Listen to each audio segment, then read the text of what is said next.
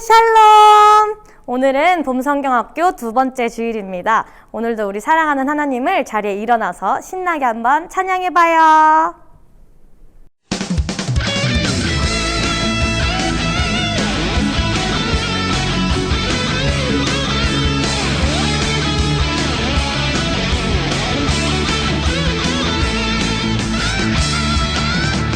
내 안에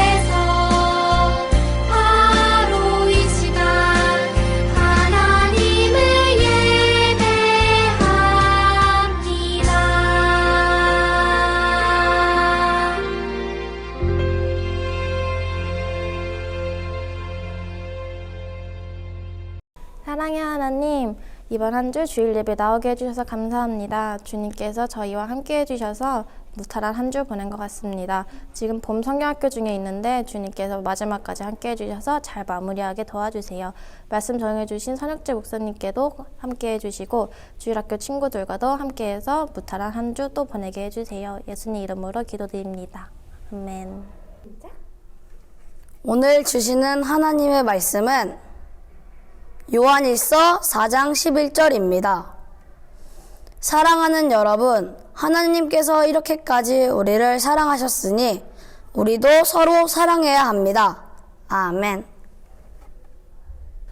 지금은 초등학생 정규 교과 과목에 영어가 있더라고요. 그뿐 아니라 지금은 영어 유치원, 태교할 때부터 영어를 계속해서 접하는 시대를 살아가고 있습니다. 그러한 의미에서 여러분께 한번 질문해 볼까요? 여러분 영어 잘 하고 있어요? 목사님 때는 중학교 1학년 때 돼서야 처음으로 영어를 배웠습니다. 게다가 목사님은 영어학원을 다니지 않았었거든요. 그래서 중학교 1학년 때 학교에 가서 처음으로 영어를 배웠습니다. 처음에 배웠던 영어 Hi, how are you? Fine, thank you. And you? 이런 거부터 배웠죠. 이런 수준이던 중학교 1학년 때 교회에서 미국을 가게 되었습니다. 그런데 미국에 가서 어떤 일을 했냐면 미국 사람들만 있는 캠프에 한국인인 저를 거기다 둔 겁니다. 선생님도 일주일 동안 만나지 못하고 말도 안 통하는 그곳에서 일주일 동안 생활해야만 했던 것이죠. 말이 잘 통했을까요? 안 통했을까요? 아주 안 통했습니다.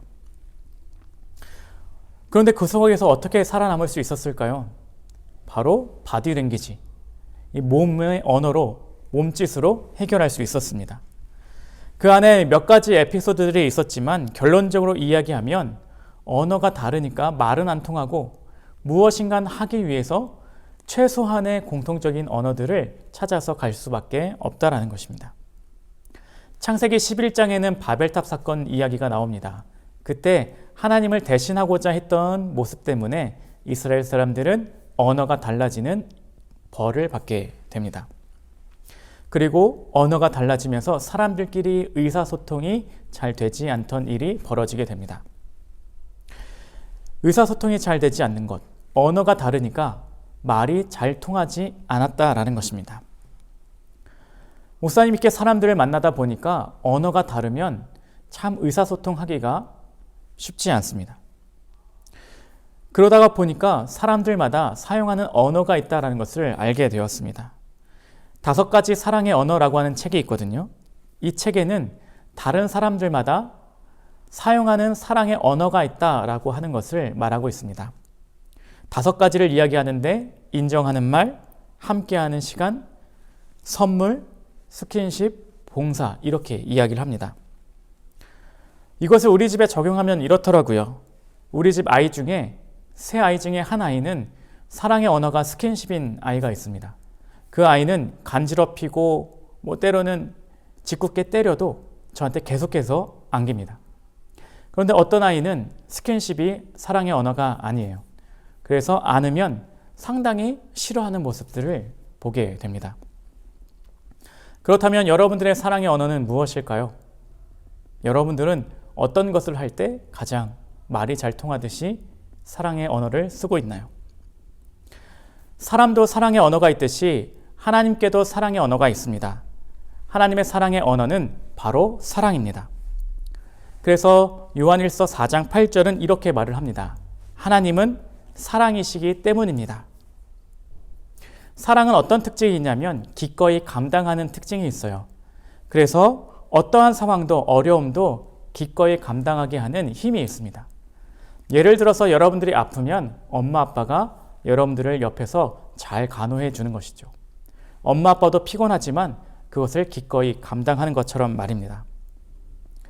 하나님은 여러분들을 사랑하세요. 그래서 요한일서 4장 9절과 10절 말씀을 보면 그 사랑이 드러나게 됩니다.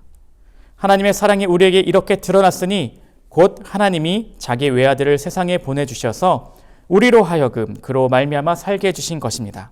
사랑은 이 사실에 있으니 곧 우리가 하나님을 사랑한 것이 아니라 하나님이 우리를 사랑하셔서 자기 아들을 보내어 우리 죄를 위하여 화목 제물이 되게 하신 것입니다. 곧 하나님께서는 우리를 사랑하셔서 예수 그리스도 가장 귀한 것을 주셨다라고 말을 하는 것입니다. 언어가 다르면 의사소통이 안 된다 그랬죠. 우리가 하나님의 자녀로 살기 위해선 하나님의 사랑의 언어를 사용할 줄 알아야만 합니다. 그렇다면 어떻게 하나님의 사랑의 언어를 배울 수 있을까요? 아마 외국어를 배울 때를 생각해 보면 쉬울 것 같아요. 우리가 영어를 배운다든지 일본어, 중국어를 배울 때 다만 글자만 있는 것에서 그치지 않죠. 입으로 내뱉어 봐야 그것이 나의 실력이 되는 것이죠. 우리는 봄성경학교를 하는 가운데 있습니다. 감리교를 배워가는 가운데 있죠. 감리교는 4가지 기둥을 이야기합니다. 성서, 전통, 체험, 이성. 이 4가지를 이야기하거든요. 그 중에서 감리교는 성경을 바탕으로 체험을 추구하는 교단이기도 합니다. 그 가운데 체험, 이것을 오늘 나누고자 하는데 예수님께서 제자들의 발을 씻겨주신 사건들이 있습니다. 그 사건은 예수님이 얼마나 우리를 사랑하시는지 그 낮아지심으로 사랑을 표현해 주신 방법입니다. 오늘 우리가 이 체험을 통하여 하나님의 사랑을 배워가는 사람들이 되었으면 좋겠습니다. 그리고 그 사랑의 언어를 실천할 줄 아는 사람이 되었으면 좋겠습니다. 하나님께서 나를 사랑하시니 그 사랑을 베풀며 전하며 살아가는 믿음의 이교학교 친구들 되기를 축복합니다. 우리는 감리교인입니다.